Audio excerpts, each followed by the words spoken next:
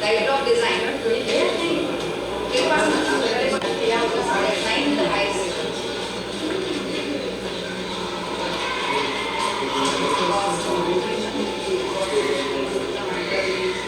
उसके बाद लंचिंग वगैरह का पार्टी कॉफी डायग्राम बना सारे छात्रों ने जो अच्छा लगा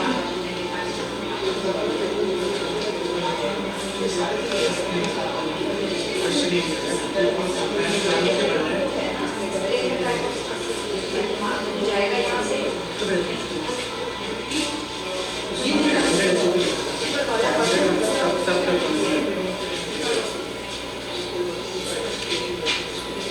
हाँ बात फिर चलो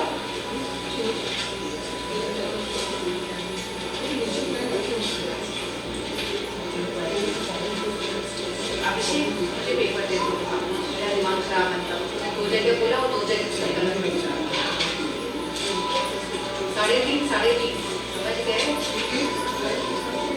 साइटोस्केलेटन तो सारा टेंसाइल कंप्रेसिव बेंडिंग शेयरिंग इसके डायग्राम स्ट्रेच फॉर्मिंग क्या क्या बिना खुद ही समझेगा तो शुरू से विटामिन तेरा जब तू आता ना बस कोई नहीं बच्चा हमारी क्लास में कोई परेशान नहीं करता हाँ बेटा कोई बच्चा नहीं हमारी क्लास में करता कोई नहीं करता सिर्फ अभिषेक रोल नंबर 1 और आप जेंटलिंग को भी तो मैं मानती हूँ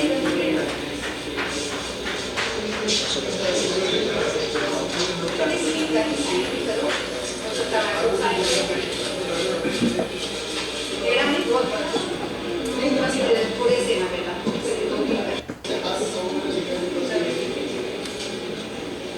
because we were asked for an exposition now that was the reason ये ऊपर लेके जाना होगा थोड़ा अपना ये समझाने का डॉक्टर जगह से तो गाइस तुम लोगों को क्या क्या बताया पहले आप लोग बता दो ये है क्या इस इंटरव्यू क्यों हो रही है क्या पर्पस है करना क्या है कुछ आइडिया क्या है देखो से क्या मैं चालू कर दिया कभी तुम्हारे लिए आइडिया मेरा मैकेनिकल तो कोई इतना बड़ा ये अच्छा so we need to the location which is there I'm trying to talk about it there and I can show you the software and present it as a scene कर रहे हो साथ साथ और इसके अलावा इसके अलावा और कुछ है पेपर किसी का नहीं क्या क्यों कर रहे हैं हम लोग ये वाली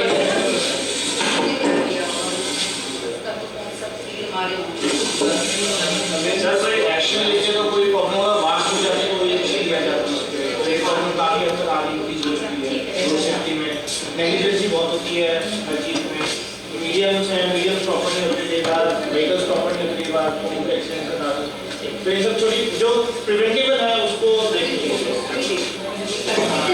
सही बोला तुम लोगों ने तो basically these are the features of the internship so in the phase 1 you have to identify a genuine problem regarding road safety in your locality and that genuine problem need not be so big that it cannot be solvable it's not solvable by you जैसा होता है कि कभी-कभार bridge बनवाना हो तो वो वाली प्रॉब्लम तुम लोग सॉल्व नहीं कर पाओगे क्योंकि basically it requires lots of government efforts क्योंकि पहले फाइनेंसिंग भी होती है फिर उसके बाद बहुत सारे प्रपोजल्स होते हैं तो इसीलिए इतनी बड़ी प्रॉब्लम नहीं लेकिन a genuine problem regarding road safety कोई छोटी प्रॉब्लम होगी तो भी कुछ चलेगी but it should be implemented secondly in the second phase you need to conduct the survey among all the stakeholders stakeholders का मतलब पता है ठीक है so various stakeholders like traffic police daily commuters shopkeepers etc and in the third phase you need to find out the feasible solution for the problem and confirm its viability from the stakeholders by taking their survey basically दो जगह तुम्हें सर्वे लेना है in the first phase in the second phase sorry and in the third phase में सर्वे इसलिए लेना है क्योंकि जो सॉल्यूशन तुम लोगों ने प्रपोज किया है वो कितना feasible है स्टेक होल्डर्स के साथ क्योंकि तुम लोग तो हर दिन वहाँ रहते नहीं हो स्टेक होल्डर्स आर दोस्त जो हर दिन वो वाली प्रॉब्लम को फेस कर रहे हैं तुम्हें पता है कि पहले क्या क्या सॉल्यूशंस इंप्लीमेंट हो चुके थे और अब क्या क्या और सॉल्यूशंस हो सकते हैं जो तुमने अगर सॉल्यूशन लिया हो सकता है कि पहले वो इंप्लीमेंट कराओगे इसमें लेकिन वो इतना अच्छा नहीं रहा होगा तो इससे कुछ कारण है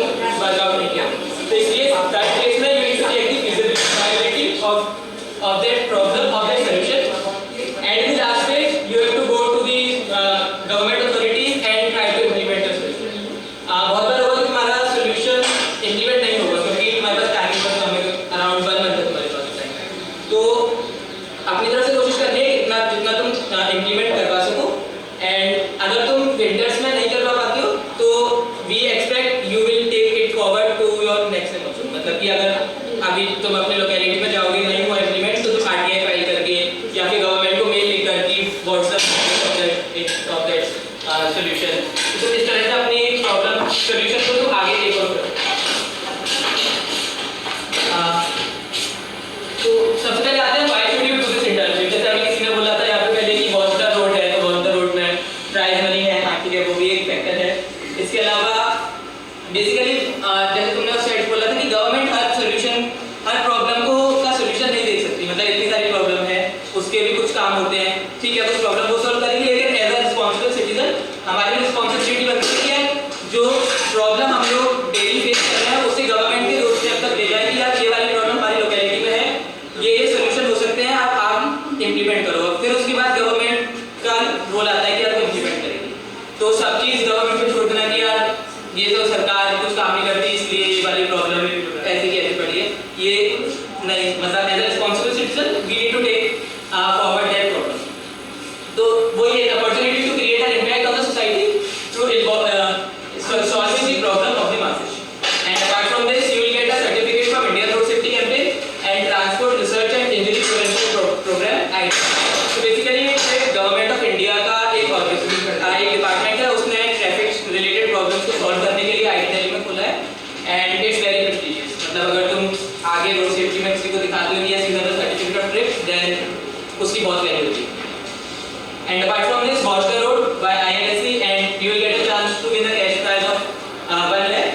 And yes, IIT Delhi professors will monitor you and they will guide you that what can be the feasible solutions and what are the flaws in your solutions. And yes, a chance to earn a great solution.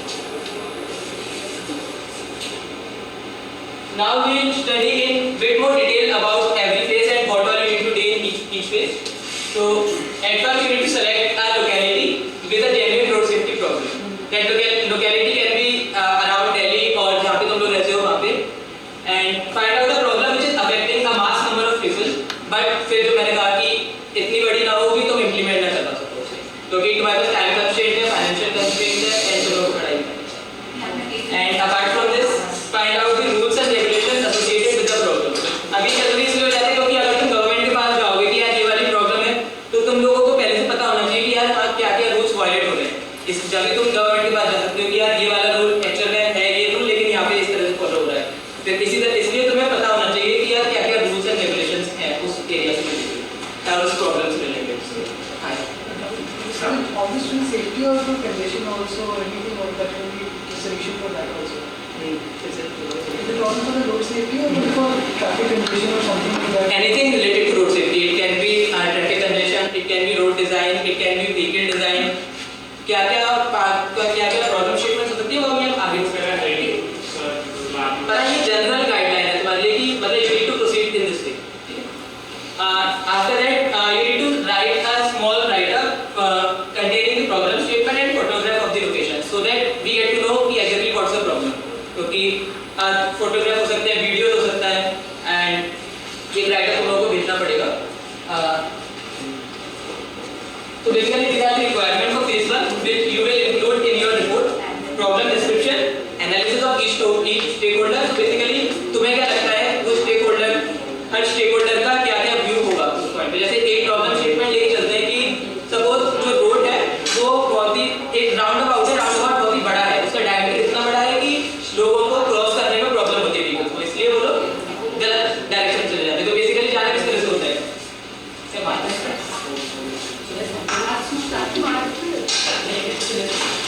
Basically round about होता है तो round about में इस तरह से जाएंगे, लेकिन generally अगर राउंड अबाउट हमारा बड़ा होगा तो टर्न लेने में प्रॉब्लम होगी व्हीकल को। तो जनरली क्या होता है वो रॉन्ग डायरेक्शन में चले जाते हैं। तो सपोज करो ये तुम्हारी प्रॉब्लम है, so you will write the problem description that exactly what's the description of that problem, then you write the analysis of each stakeholder. यहाँ पे स्टेकहोल्डर कौन कौन से होंगे तुम लोग बताओ। राउंड अबाउट की प्रॉब्लम है, व्हीकल जो है गलत टर्न लेते हैं, तो इसमें क्या आता है स्टेकहोल्डर क्या है? पेडेस्ट्रियन, ऑटो रिक्शा, अगर आसपास घर है तो जो रहने वाले लोग ठीक है, क्या चलान काटने वाले policeman, very good, very good. तो ये 5-6 स्टेकहोल्डर्स हैं। तो तुम्हें क्या लगता है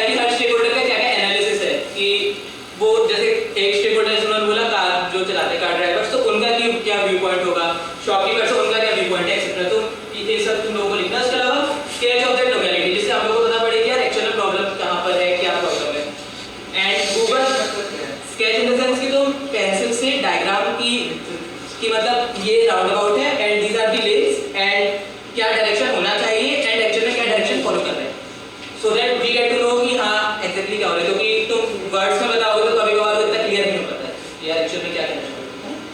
And apart from this Google Earth screenshot, अगर तुम्हें लगता है कि यार Google Earth screenshot जरूरी है समझाने के लिए तो तुम वो भी इंक्लूड कर सकते हो। And yes, photos and videos showing the data।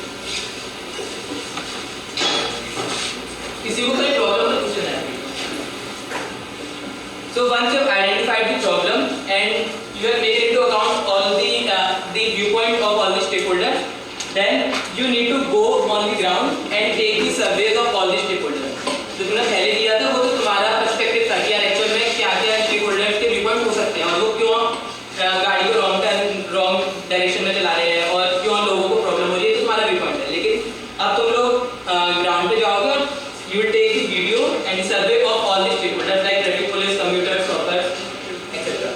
So from this phase, the basic purpose is to have a deep understanding of the problem from the survey and try to extrapolate the solution. So basically अगर shopkeepers या फिर policemen कहते हैं कि यार यहाँ पे गाड़ी ये लोग गलत डायरेक्शन में चलाते हैं, तो तुम लोग उन लोगों से पूछोगे कि यार what's the solution for this and ऐसा क्यों हो रहा है। कार वाले उन लोगों से पूछोगे कि यार रूल ये कहता है तुम्हारा चालान भी कट सकता है लेकिन फिर भी तुम रॉन्ग टर्न क्यों लेते हो, तो उन लोगों से उनका व्यू पॉइंट पूछोगे और उनसे सॉल्यूशन एक्सट्रैपोलेट करोगे कि क्या ऐसा करें जिससे कि तुम एक्चुअली जो ये स्पेसिफाइड डायरेक्शन है उसमें तुम लोग गाड़ी चलो। So you have to extrapolate the solution, then find out authority that is responsible for solving the problem. Generally क्या होता है हमारी गवर्नमेंट में बहुत सारी अथॉरिटीज होती हैं और सब लोग एक दूसरे पे डालते रहते हैं कि ये वाला एरिया हमारे अंडर नहीं आता, ये वाला एरिया उसके अंदर आता है। तो जो ट्रैफिक पुलिसमैन है, जो तुम्हारे सीनियर्स है, जो एक्सपीरियंस लोग हैं, उनसे पूछोगे कि यार कौन सी अथॉरिटी हो, जैसे पीडब्ल्यूडी हो सकती है, म्यूनिसिपैलिटी हो सकती है और नगर निगम हो सकता है एक्सेट्रा एक्सेट्रा, क्योंकि हर जगह भेजने से तुम्हारा रिपोर्ट प्रॉब्लम सॉल्व नहीं होगा। जो सॉल्व करने वाला है उसको रिपोर्ट भेजो तो तुम्हारी एफर्ट कम लगेगा और फास्टर भी तुम्हारा इम्प्लीमेंटेशन होगा। And after that you need to prepare a report containing the problem description, its effect on daily life of commuters, rules and regulations, etc. So basically all these things you have to include in your report. So analysis of each stakeholder. So for doing the analysis there are various methods. You can include various pie charts, bar graph, etc. So questions will be the same for one type of stakeholder. जैसे कोई car driver है उनके लिए एक ही set of question होगा तुम्हारे पास, कोई भी शॉपकीपर है उनके लिए एक ही सेट ऑफ क्वेश्चन होगा।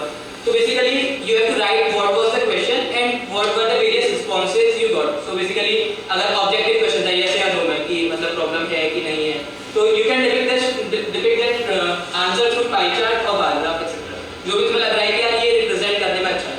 ये इसलिए भी और करवा रहे हैं क्योंकि जब तुम फाइनल जो गवर्नमेंट को रिपोर्ट बनाओगे उसमें ये सब चीज़ें बहुत ही बेनिफिशियरी होती है, क्योंकि गवर्नमेंट को जब देखेगी कि हाँ यार पाई चार्ट्स बार ग्राफ ने सब इंक्लूड करें तो वो सोचेगी कि यार ये एक्चुअली मेहनत करी है, उसकी कुछ क्रेडिबिलिटी है। ऐसा नहीं कि कोई भी रैंडम आ गया कि चलो प्रॉब्लम सॉल्व करना है, रिपोर्ट तैयार करिए और ठीक है, ऐसा नहीं है। अगर उसने ये सब इंक्लूड करोगे तो गवर्नमेंट को भी लगेगा कि हाँ यार बंदे ने मेहनत करी है तो we should look upon this problem. After that the questions asked to each stakeholder with their answers. जैसे मैंने कहा ऐसा भी कर सकते हो कि एक स्टेक होल्डर उसके क्या क्या क्वेश्चन पूछे, उसके क्या क्या आंसर्स थे, फिर दूसरे स्टेक होल्डर उससे क्या क्या क्वेश्चन पूछे और डिफरेंट आंसर्स क्या थे, तुम्हारे ऊपर डिसाइड करना है ये सब, ठीक है।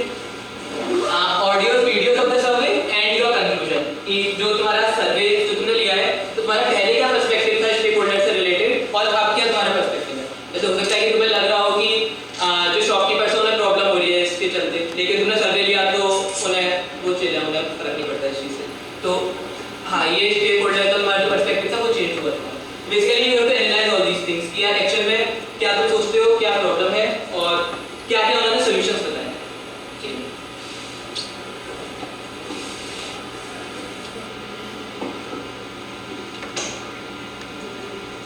तो एक सॉल्यूशन आइडेंटिफिकेशन।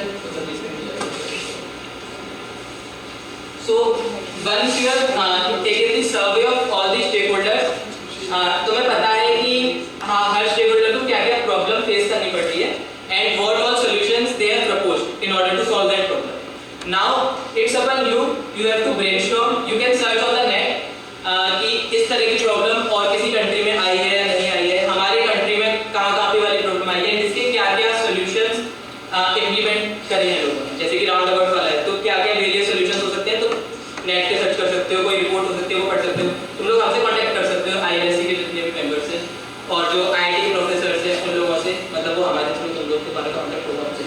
तो we will advise you regarding what all solutions can be there for that problem. So basically you have to find the solution that is feasible and yet sustainable. ऐसा ना हो कि तुमने कहा कि पुलिसमैन को वहाँ पे खड़ा कर दो और उसको प्रॉब्लम सॉल्व हो जाएगी, लेकिन ये सस्टेनेबल नहीं है, क्योंकि पुलिसमैन 1 महीने खड़ा होता है, 2 महीने खड़ा होता है, उसके बाद वो फिर कैजुअल हो जाता है, वो फिर नहीं खड़ा होता है। तो ऐसा सोल्यूशन होगा थोड़ा सस्टेनेबल हो और फीजिबल, समझ में आया तुम लोगों को? So basically just the feasibility of all the solutions by talking to the stakeholders. तो हाँ, जैसे तुम लोगों ने ऐसा हो सकता है कि पेडेस्ट्रियन ने कहा कि नहीं यार ये वाला सोल्यूशन होना चाहिए, फिर कार ड्राइवर्स ने कहा कि नहीं दूसरा सोल्यूशन उन्होंने बता दिया। तो you just write down all the possible solutions and then judge the pros and cons of every solution. तो basically इससे क्या क्या फायदा है, इससे क्या फायदा नहीं है, and keep in mind कि तुम्हें implement करना है solution। तो ये वाला कौन भी बहुत बार होगा कि यार feasible नहीं है solution, या फिर इसके लिए बहुत ही ज़्यादा फाइनेंशियल असिस्टेंस चाहिए गवर्नमेंट से, तो ये उसका कौन होता है। So basically write all the solutions and then judge the feasibility and then take the mini survey to find whether the solution has been implemented in the past or not, and if it has been implemented then what were the shortcomings of that solution. तो जैसे हमने पहले discuss किया था, जैसे तुमने बहुत सारे सॉल्यूशन 3 या 4 सॉल्यूशन तुम लोगों ने प्रपोज करे, so now go on the ground and then ask to every stakeholder कि लोग these all solutions have I am proposing, then what are their feasibility and what are their viewpoint on every solution. तो हो सकता है कि मैं कुछ नया पर्सपेक्टिव मिले कि नहीं यार ये वाला सॉल्यूशन मत करो इंप्लीमेंट, क्योंकि पहले भी हुआ था कुछ काम नहीं करेगा। तो बेसिकली जज that feasibility. This survey will be on a lesser scale as compared to the survey you took in phase 2, because phase 2 में तुम लोगों को पूरा व्यू पॉइंट उनका पता करना था। Now you just need to identify whether a solution is feasible. ठीक है? In short, you have to identify whether the solution is effective enough to be implemented. You then have to send a report stating the solution and why do you think it is the best of all the possible solutions. So ये वाली जो report होगी phase 3 की, थोड़ी लंबी होगी। तो these are all the things which you need to write in your report, detailed solution as to what all possible solutions you propose and now what is the final solution which you are going to implement. Then sketch showing the changes proposed. So basically तुमने पहले first phase में एक sketch बनाया था अपने problem area का, जैसे round about था, राउंड अबाउट बनाया था, तुम लोगों ने उसका पाथ दिखाया था एक्चुअल में कि कैसा पाथ होना चाहिए, and now what is the path the various drivers are following. Now make another sketch showing us what will be the change after your solution is implemented. So basically अगर तुमने कहा कि diameter हम लोग round about उसका diameter छोटा कर देते हैं, ये तुमने सोल्यूशन प्रपोज किया, तो now what will be the effect, कितना एक्स्ट्रा एरिया लोगों को ड्राइव करने के लिए मिलेगा, and what will be the radius of that turn अगर वो लोग एक्चुअल में पाथ फॉलो करते हैं. ये सब चीजें तुम लोग स्केच के थ्रू दिखाओ. तो बेसिकली ये वाला स्केच तुम लोग जब गवर्नमेंट अथॉरिटी को दिखाओगे तो वो लोग ज़्यादा कन्विंस होंगे, क्योंकि वो लोग अपना दिमाग नहीं लगाना चाहते, उन्हें पूरा चीज़ें ढंग से चाहिए कि लोग दिस इज द प्रॉब्लम, इस तरह से ये एरिया है, ये सोल्यूशन हम प्रपोज कर रहे हैं, इस सोल्यूशन से ये होगा, पूरा उन्हें ऑब्जेक्टिव तरीके से चाहिए, क्योंकि वो नहीं पढ़ते जनरली कोर्स को, हमें पढ़वाना पड़ता है कि पढ़ो. तो हाँ, तो तुम लोग you need to show the sketch and how is it solving the problem. So you need to analyse each stakeholder कि अगर ये वाला सोल्यूशन इंप्लीमेंट हो जाता है तो what will be the viewpoint of every stakeholder and cost benefit analysis. बहुत बार होगा कि तुम हर स्टेक होल्डर की नीड को पूरा नहीं कर पाओगे, क्योंकि बहुत ज़्यादा कंफ्लिक्टिंग नीड्स होती है स्टेक होल्डर्स की. तो identify the solution which is benefiting most of the stakeholders. ठीक है. So you have also taken that mini survey in the phase 3. So write down what were the views of every stakeholder on your solutions and change in your solution after the survey. ऐसा भी हो सकता है आपने सर्वे लिया, उसके बाद लोगों ने कहा कि नहीं इसमें ये वाली मॉडिफिकेशन और कर दो इस सोल्यूशन में, तो तुम्हारा और अच्छा इंप्लीमेंट फीजिबल होगा सोल्यूशन. तो जो चेंजेस तुमने आफ्टर द सर्वे करे अपने सोल्यूशन में, you need to write that also. ठीक है. Check out the similar solutions to the same problem implemented outside your area, outside your country और within the country. And references you to. तो suppose करो तुमने net के through तुमने थोड़ा search किया कि यार क्या क्या प्रॉब्लम, कौन कौन से एरियाज में ये वाली प्रॉब्लम आई और क्या क्या सॉल्यूशन इंप्लीमेंट हुए, then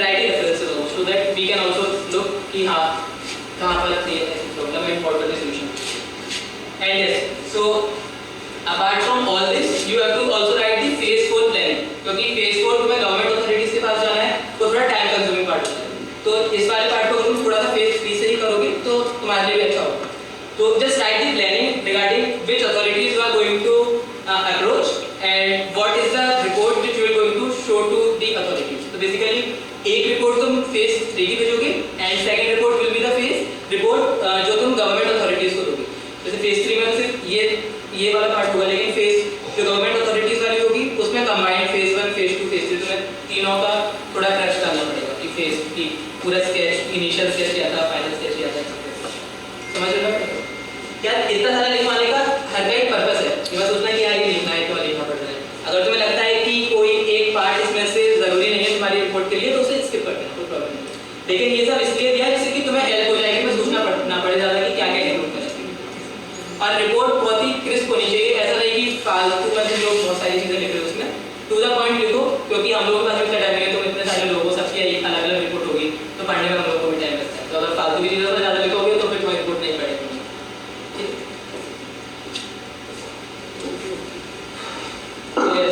Phase 4 implementation. Prepare a detailed structure report of the project, and report should combine the following: the previous report on the problem description, the suggested solution, justification of the feasibility, and how to implement it. Because so once you have approached the authorities and authorities से तुम्हें response मिल चुका है, then once implementing the solution. वैसे तुम लोगों को थोड़ा डर लग रहा होगा कि यार गवर्नमेंट को अप्रोच करना है, क्या रिस्पॉन्स मिलेगा, क्या वो एक्चुअल में तो हमारी बात सुनेंगे भी कि नहीं सुनेंगे. ये डर लगता है. जब मैंने भी किया तो मुझे स्टार्टिंग लग रहा था कि यार कैसा है, मतलब क्या क्या करना पड़ेगा. तो टेंशन ना लो तुम लोग. NSS और रोड सेफ्टी के जितने भी IISc में जितने भी लोग हैं हेल्प करेंगे. ये मैं 7th बार करा रहा हूँ ये वाली इंटर्नशिप, एंड बहुत सारी जगह पे ये वाली प्रॉब्लम इंटर्नशिप हो चुकी है. तो basically we have some contacts in various cities. तो उसके कॉन्टैक्ट से लोगों को दे सकते हैं. मेल ID जो होती है जितने भी ऑफिसर्स हैं वहाँ उसकी मेल ID से लोगों को दे सकते हैं. तो टेंशन की बात नहीं है. अगर तुम बोलते हो कि यार तुम लोग इंडियन रोड सेफ्टी कैंपेन से हो और जो NSS से हो तो तुम्हारी बात में थोड़ा सा वजन पड़ता है कि हाँ यार क्रेडिबिलिटी आती है कि ऐसा नहीं कि तुम लोग कोई भी हो उसके चले आए कि यार इम्प्लीमेंट करो. तो ऐसा नहीं है. तो बेसिकली लोग सुनते हैं तुम्हारी. हो सकता है कि तुम्हें एक बार दो बार अप्रोच करना पड़े उन्हें, क्योंकि जनरली वो लोग मिलते नहीं है पहली बार में. पर लेकिन हाँ 2-3 बार जाओगे तो वो लोग तुम्हारी बात तो सुनेंगे. नहीं सुनते तो तुम लोग अप्रोच हमें करो. वी डिसाइड व्हाट और आर द अल्टरनेटिव सॉल्यूशन. पूछा था ना किसी ने कि what all can be the problem ideas. तो basically you can work upon all these things. Vehicle design कि व्हीकल में क्या क्या प्रॉब्लम्स हैं अभी जिसकी वजह से व्हीकल जो एक्सीडेंट प्रोन होता है. तो व्हीकल डिजाइन पे काम कर सकते हो. सिटी रोड डिजाइन पे काम कर सकते हो कि बेसिकली सिटी बहुत का जो विड्थ है वो बहुत कम है और उसमें बसेस का भी उसमें एंड पैसेज रहता है. तो बेसिकली सिटी की रोड में डिजाइन में प्रॉब्लम है. हाईवे डिजाइन की NH2 एंड कोई भी नेशनल हाईवे है उसमें क्या क्या प्रॉब्लम हो सकती है, मतलब क्या क्या प्रॉब्लम फेस करनी पड़ रही है. Traffic system and speed related problem. तो basically all these are the suggestions. इसके अलावा अगर उसमें कोई और प्रॉब्लम स्टेटमेंट मिलती है तो you are welcome to solve it.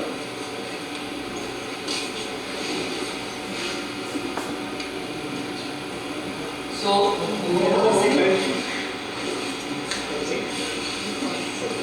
these are the deadlines.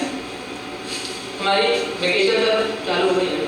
हाँ तो 10 दिसंबर फेज 1 में ज़्यादा कुछ लोगों को करना नहीं है. सिंपली जाके प्रॉब्लम आइडेंटिफाई करनी है एंड तुम्हें अपना पर्सपेक्टिव देना है बेसिकली. तो उसमें तुम्हारा ज़्यादा ग्राउंड वर्क नहीं है. तो इतना 10 दिसंबर तक मतलब रीजनेबल है 10. और अगर ये 10 मतलब 10 को ही होना चाहिए बिल्कुल. अगर सपोज करो तुम लोग अभी बाहर अपने घर जाते हो तो पहुंचने में थोड़ा टाइम लगता है तो बता दो हमें कि तुम लोग 7 तक पहुंचोगे या फिर जब भी पहुंचोगे. तो अगर तुम्हारा रीजन जेन्युइन होगा तो वी कैन एक्सटेंड इट. इससे 14 तो the phase 1 phase तो मेरी 4 days 5 days. तो उसके लिए 14 तो 15 हो सकता है ना. ऐसा नहीं. Just give us the reason कि क्यों नहीं कर पाए तुम लोग. और अगर हम लोगों को लगेगा तो मतलब and what if we don't get it, मतलब अथॉरिटीज नहीं मिल पाती टाइम पे फिर तो उसमें जाते हैं. तो फेज 2 के लिए 14 दिसंबर. अगर तुम लोगों को प्रॉब्लम आती है, तुम लोगों को लगता है कि नहीं यार नहीं कर पाएंगे जल्दी का, तो tell us. We can extend deadline to 1 or 2 days. But लेकिन तुम लोगों को ध्यान रखना है कि तुम्हें अभी फेज 4 में कम टाइम मिलेगा, क्योंकि फेज 4 में गवर्नमेंट अथॉरिटीज के अप्रोच करने के लिए तुम्हें थोड़ा ज़्यादा टाइम चाहिए. फेज 3 19 दिसंबर 5 दिन का टाइम है. प्रॉब्लम नहीं होनी चाहिए. वो तो फिर इसमें अभी 1-2 दिन का है. मतलब थोड़ी फ्लेक्सिबल है डेडलाइन, पर इट जस्ट की इसलिए रखने डेडलाइंस की ऐसा ना हो. जनरली हम लोगों का ये होता है कि जब असाइनमेंट होता है लास्ट दिन करेंगे, चाहे कितना भी मैं टाइम दे, 1 महीने का टाइम है फिर भी लास्ट दिन होता है। तो इसीलिए डेडलाइंस रखी है कि ऐसा ना हो कि तुम सारी रिपोर्ट्स फेज 4 के जनवरी में बना लो, ऐसा मत करना, कर भी सकते हो। तो फेज 4 की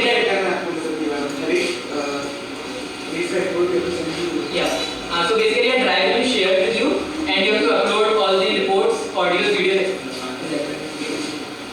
Phase 3 19 and phase 4 1st January. 11 and 12 days का टाइम है phase 4 में. Is it possible like if you upload a phase 1 and if you want to make some changes after having done phase 2 you realize something that we have made some error in that phase 1, can you just edit? Yeah, sure. So if this thing happens, then you can ask us to give an extension because then you need to look at the problem from Maybe that thing you can change the drive to make because we have uploaded it to drive. You were saying if you have uploaded the drive and you want to make some changes in the drive, sure. and if you have something, yes you can. ठीक है, deadlines वैसे सब PPT में share हो जाएगी तो फिर तुम लोग उससे किसी को डेडलाइन में प्रॉब्लम होता है पूछ लेना, मतलब बहुत ही फ्लेक्सिबल है, लग रहा है कि थोड़ा और डेट चाहिए तो फिर देख सकते हो। So these are the points to remember. In second phase, you can do as many surveys as you wish, but we want at least 5 videos to be uploaded with the report. While in the mini survey, in the phase 3, number of videos uploaded can increase. So basically 5.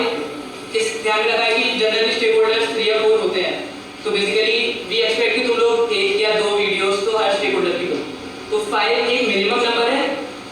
We appreciate अगर तुम लोग 5 से ज़्यादा videos लेते हो।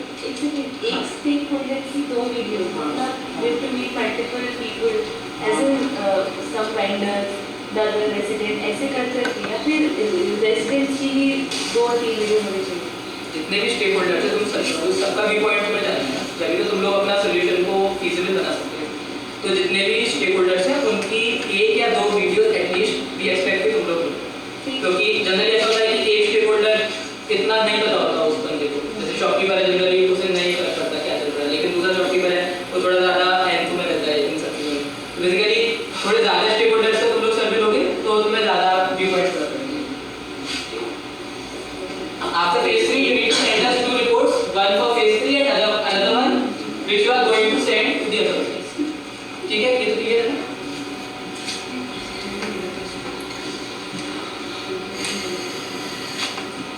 So in the submission, once you are registered for the internship, a folder will be shared with you on the Google Drive. Upload your report, page and videos of the particular phase in the respective folder. And do not mix up the folders of phases. ऐसा मत करना कि phase 2 की report भेज रहे हो और तुमने phase 3 लिख दिया, फिर बाद में हम लोग आइडेंटिफाई करने में थोड़ी प्रॉब्लम होती है। एंड ऑनलाइन कनेक्टिविटी का मत, क्योंकि ड्राइव पे अपलोड कर रहे हो तो उसके लिए ऑनलाइन कनेक्टिविटी होनी चाहिए तुम्हारी। एंड अगर तुम लोगों को कुछ डाउट्स हो जाता तो फिर तुम जनरली मेल्स के थ्रू हम लोगों से पूछोगे, तो फिर उसके लिए तुम ऑनलाइन करेंगे।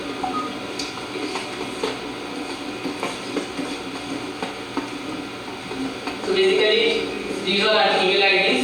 अगर कोई प्रॉब्लम होती है इम्प्लीमेंटेशन से रिलेटेड, सॉल्यूशन समझ में नहीं आ रहा क्या सॉल्यूशन होना चाहिए, या फिर ऐसा लग रहा है सारे सॉल्यूशन बहुत खराब है, तो थोड़ा हम लोगों से कांटेक्ट कर सकते हो तुम लोग कि और क्या क्या सॉल्यूशंस हो सकते हैं।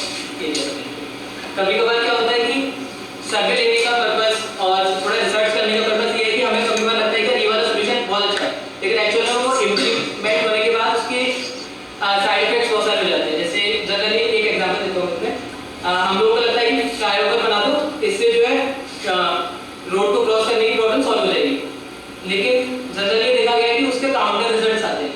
क्यों आते हैं? क्योंकि एक फ्लाईओवर बना हुआ है, ट्रक वहाँ से गुजर रहा है, अब पहले तो फ्लाईओवर नहीं था तो मुझे पता था कि हाँ यार लोग यहाँ से क्रॉस करते हैं, तो वो थोड़ा सा अवेयर रहता है, थोड़ा सा अलर्ट रहता है कि हाँ शायद तो लोग क्रॉस कर रहे हैं, थोड़ा देख लो आसपास की रोड कोई बंदे लोग हैं तो नहीं। लेकिन जब फ्लाईओवर बना दिया तो उससे वो थोड़ी सेटिस्फेक्शन आ जाती है कि लोग ऊपर से क्रॉस करेंगे, तो मतलब थोड़ा सा कैजुअली वो लोग वहाँ से निकालते हैं। लेकिन हम लोगों की आदत है, हम लोग मेहनत तो करना नहीं चाहते, भले ही फ्लाईओवर बना दो लेकिन हम क्रॉस नीचे से करते हैं जनरली। तो बेसिकली इसका ये काउंटर एक कंक्लूजन निकलता है कि लोग नीचे से क्रॉस कर रहे हैं और जो ट्रक ड्राइवर्स हैं वो भी थोड़े कैजुअल हो गए कि लोग ऊपर से क्रॉस कर रहे हैं। तो बेसिकली इसका काउंटर रिजल्ट जनरली देखा है। समझ में आया क्या बोला? तो बेसिकली ये मत सोचना कि यार फ्लाईओवर बना दिया, ये वाला सॉल्यूशन बहुत अच्छा लगा है, कैरी फॉरवर्ड कर दो। थोड़ी सी रिसर्च करो कि क्या क्या इसके काउंटर रिजल्ट्स पहले देख ही चुके हैं और इस वाले प्रॉब्लम के और क्या क्या सॉल्यूशन हो सकते हैं। ठीक है, अब किसी को कुछ डाउट्स है? आपको जो सॉल्यूशन दे रहे हो यार मेरा सोल्यूशन मैंने क्या कहते हैं गवर्नमेंट अथॉरिटीज तक पहुंच गया था जब मैंने अपनी इंटर्नशिप खत्म कर दी थी। उसके बाद बेसिकली मुझे एक दो आरटीआई फाइल करनी पड़ी, उसके बाद सोल्यूशन हो गया, मतलब अभी कंस्ट्रक्शन फेज में। ठीक है, वहाँ पे था मेरा मतलब बहुत सारे हुए हैं, मतलब मैं ये कह रहा कि 100% सोल्यूशन इंप्लीमेंट हो जाते हैं, रेशियो बहुत कम जाता है, अराउंड 20% सोल्यूशन इंप्लीमेंट हो पाते हैं, लेकिन फिर भी अगर गवर्नमेंट अथॉरिटी 20% अगर इंप्लीमेंट करवा सकते हो तो वो भी बहुत बढ़िया बात है। जैसे फेज 2 और फेज 3 के सर्वे में क्या मेजर डिफरेंस है? तुम लोग मतलब क्या होना चाहिए फेज 2 तक तुम लोगों ने मतलब फेज 1 में you just know what is the problem and what is the perspective of each student. सिर्फ तुम्हें इतना पता है जब तुम फेज 2 का सर्वे लेने जाओगे, एंड फेज 3 में you have identified the solution and अब तुम लोग आइडेंटिफाइड सॉल्यूशन और problem, you have identified solution. solution भी और फेज सॉल्यूशन उनको पसंद करेंगे so that they will do it. फिर अगर वो सॉल्यूशन उनको नहीं पसंद आता सपोज, तो फिर उसको फिर चेंज करना होगा। उन लोगों को पूछो कि क्या प्रॉब्लम है सॉल्यूशन में, तो जो उन्होंने प्रॉब्लम बताई है उसको तुम देखो how can you include in your solution. Apart from this अगर वो कुछ दूसरा ही सॉल्यूशन बताते हैं तो फिर तुम उसे भी इंक्लूड करो। बिकॉज अगर और बिल्कुल ही अलग से जाएगा तो चेंज करना पड़ जाएगा ना। मतलब जस्ट राइट कि पहले तुमने क्या सोचा था, उसके बाद जैसे sample process must be done Can you provide us a sample? तो बेसिकली यहाँ तक तुम लोगों ने स्टेक होल्डर, यहाँ तक तुम लोगों को लग रहा था कि यार कोई ए सॉल्यूशन है जो तुम लोगों को इम्प्लीमेंट करना है, लेकिन after finding out the stakeholders view you have to write changes in your solution after the survey. तो बेसिकली अगर तुमने पूरा चेंज कर दिया तो राइट कि पहले मेरा ये सॉल्यूशन था, ये वाला सॉल्यूशन है, और उसमें थोड़ा सा मॉडिफाई किया है, राइट किया ये पहले वाला सॉल्यूशन था, ये मॉडिफिकेशन। ठीक है, इसलिए मेरा हर का ये पर्पस है। अगर तुम्हें लगता है कि ये जरूरी नहीं है तुम्हारे रिपोर्ट में तो उसे स्किप कर सकते हो। हाँ, और भी हाँ सैम्पल लेके आप लगे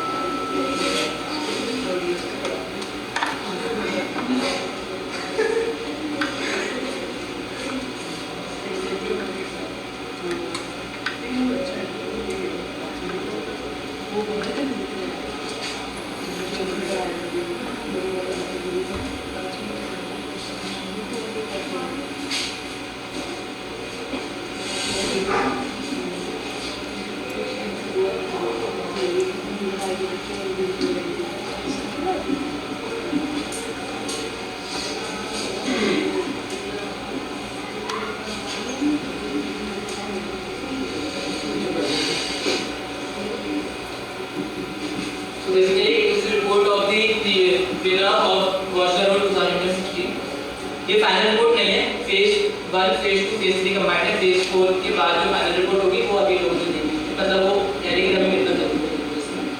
तो इससे तो लोगों को थोड़ा आइडिया हो जाएगा कि लाइक इन फेज 1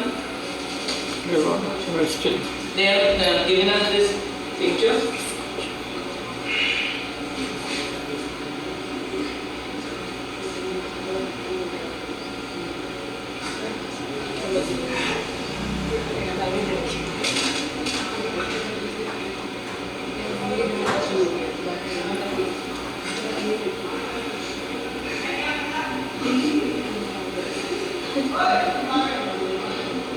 बेसिकली जो मैंने फाइनल रिपोर्ट देखी उसमें उन्होंने ऊपर इमेज भी लोगों ने डाली थी, जो ऊपर पिक्चर थी, पर वो अभी इसमें नहीं है।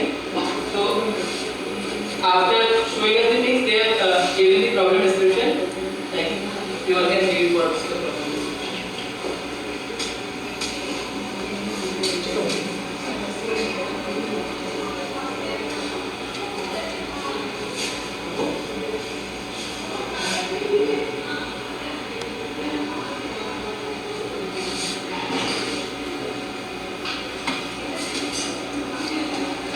तो बेसिकली इनकी यूटर्न की प्रॉब्लम थी कि यूटर्न ले रहे थे लेकिन साइड से भी एक और 90 डिग्री पर एक और रोड थी, वहाँ से भी लोग आ रहे थे। तो बेसिकली जब वो लोग टर्न करते हैं तो वो लोग लेन अपनी बहुत ही जल्दी चेंज करनी पड़ती थी।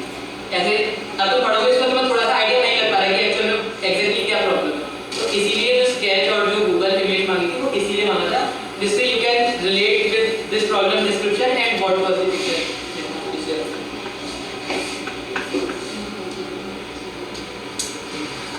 And rules and regulations associated with the problem.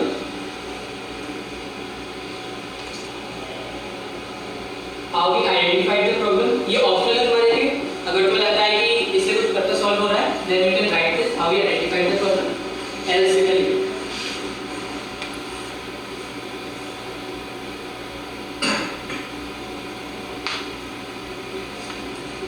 So in this phase, what they have written in phase 1, the problem description, rules and regulations, and how they have identified the problem, and along with this some fix.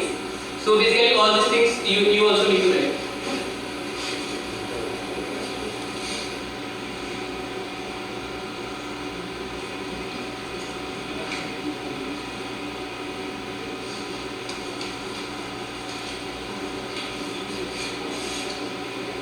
So this is the way they wrote in their report. So firstly they wrote what's the question they asked and the answer of all the stakeholders. So this was the question: are you facing any problem due to heavy traffic in this area? And this is the combined summary of what all the stakeholders said. Okay. Then the second question: what do you think is responsible for the same? Who do you think is responsible for the same? So इन्होंने सारे stakeholders को यहाँ पे describe कर दिया. In the view of auto drivers, this is what they said. For the pedestrian, this is what they said. And yeah, for even the commuters think that. So this is one way. Apart from this, तुम इस तरह से कर सकते हो कि for the driver and then write all the questions will you ask.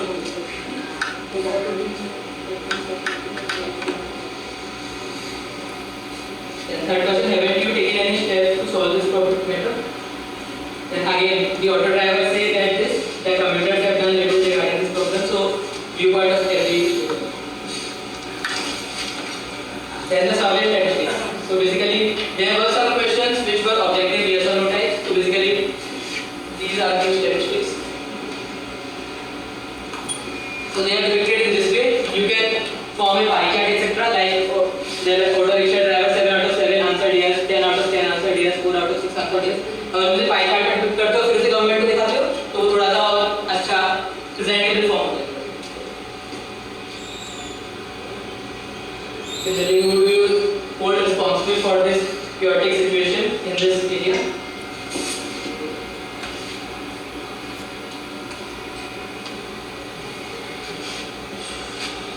ये वाले क्वेश्चन कभी कभार बहुत इंपॉर्टेंट हो जाते हैं क्योंकि बहुत सारे कॉजेज होते हैं सॉल्यूशन के और फिर तुम लोग फाइंड आउट नहीं कर पाते कि यार एक्चुअल में प्रॉब्लम का कॉज क्या है, प्रॉब्लम राइज कहां से होगी.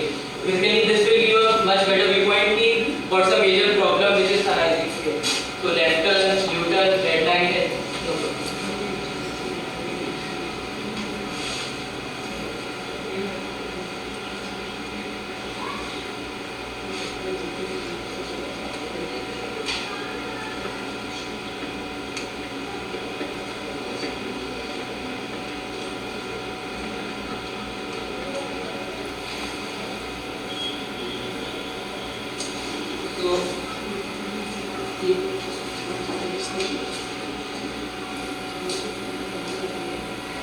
So ये one thing they missed that इन्होंने सारे प्रॉब्लम्स लिख दिए और सबका इंडिविजुअली कंक्लूजन लिख दिया, बट एक अगर तुम लोग फाइनल कंक्लूजन या फिर फाइनल व्यू पॉइंट लिखोगे पूरा सबको समराइज करके तो वो भी बेटर होगा. मतलब वी एक्सपेक्ट कि तुम लोग वो भी इंक्लूड.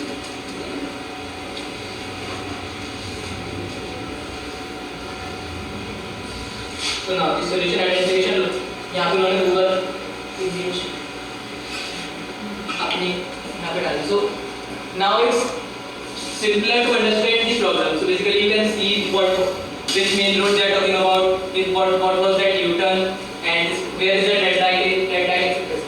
So अब थोड़ा simple है हमारे लिए identify करना. Now we can relate that initial problem description with this. So अगर इसके साथ sketch भी होता तो उसमें और भी समझ में आता कि what is the passage and where is the problem lying.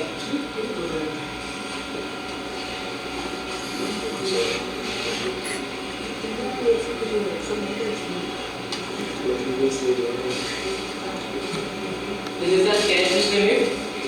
इतना ज़्यादा फॉर्मल नहीं हो रहा है, लेकिन सारी चीज़ें गाड़ी में इतना नहीं चाहिए, पर आप एक एरो के थ्रू तो डिपिक्ट कर सकते हो कि यार this is the passage of the car and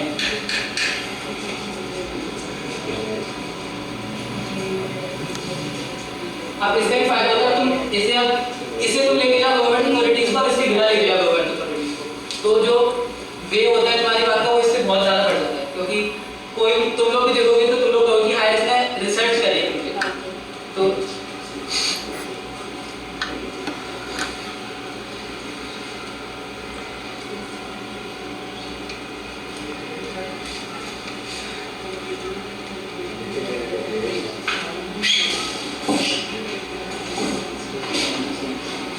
this is the solution proposed. So initially they wrote what is the solution, and after that they made a sketch that if that solution is implemented then what will be the condition. ये तुम्हारा share कर देंगे, tension ना लो. So this is the sketch कि अगर कोई पहले वाला solution दिया था वो implement हो जाता है, so then what will be the condition of that area. तो ये वाली चीज भी अगर तुम बताओगे तो फिर गवर्नमेंट अथॉरिटीज को लगेगा कि हाँ यार ठीक बात है.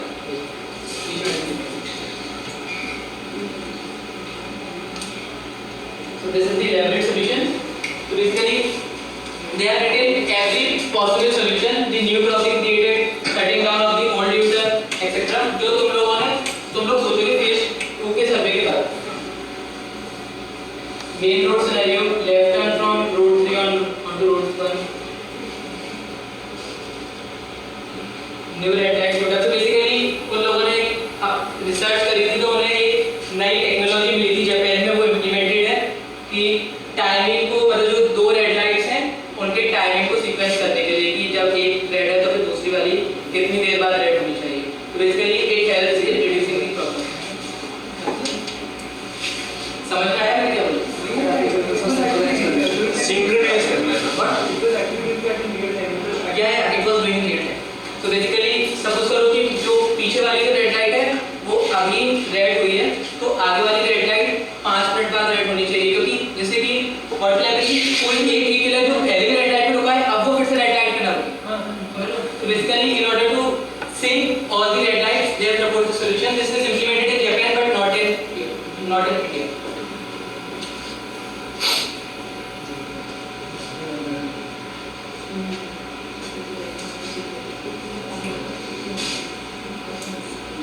So they are given the brief description. So the traffic light will work in 5 steps. So traffic light number 1 turns red for the forward direction, it is green for back. So basically all these are the steps इसके को इस तरह से sync करने वाले हैं.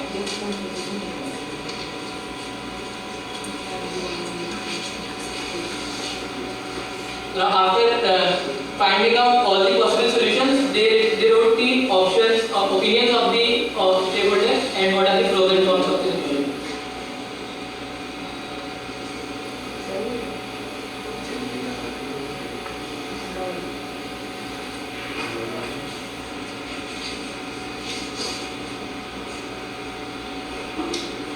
तो उन्होंने यहाँ पे YouTube का लिंक दे दिया कि इस तरह से वो अपना जो ट्रैफिक लाइट है उस तरह से सीखने और इस तरह से वो काम करते हैं. तो basically you also need to give us the references of all the possible solutions which you found from the internet.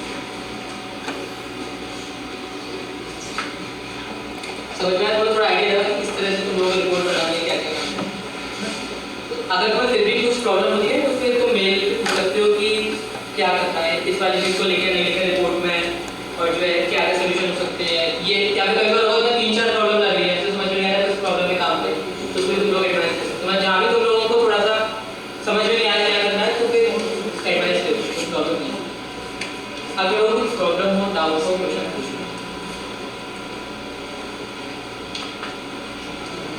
सबको सब समझ में कोई दिक्कत नहीं।